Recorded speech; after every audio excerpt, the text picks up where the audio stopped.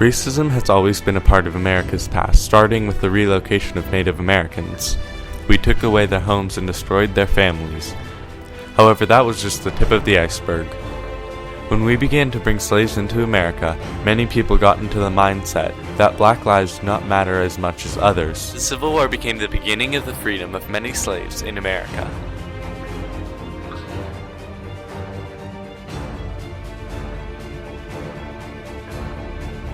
In February 1942, President Roosevelt signed an executive order which stated that all Japanese Americans were to be relocated to internment camps. They had very harsh living conditions and were not allowed to leave.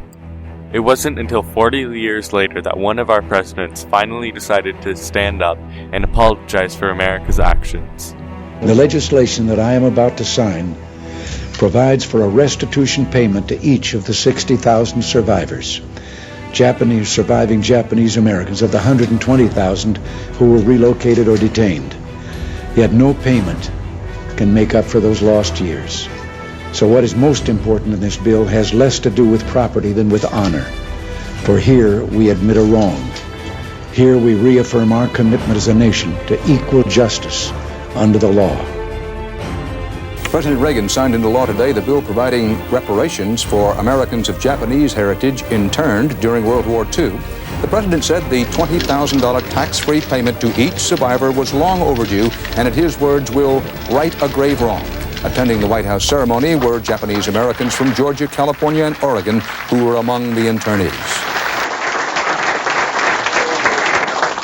Thank you all again, and God bless you all. I think this is a fine day.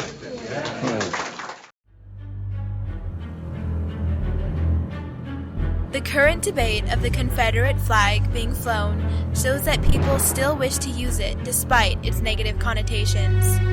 For many people in our state, the flag stands for traditions that are noble. Traditions of history, of heritage, and of ancestry.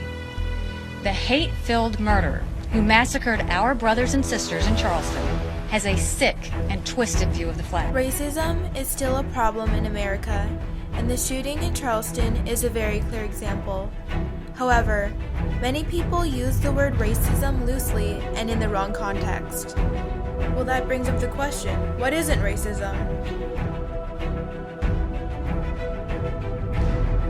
In a way, racism is an excuse for people to do stuff like riot and destroy their city.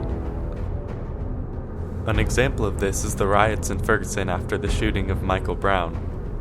To disperse immediately. If you are in the middle of the street, you are lawfully assembled, you will be assembled.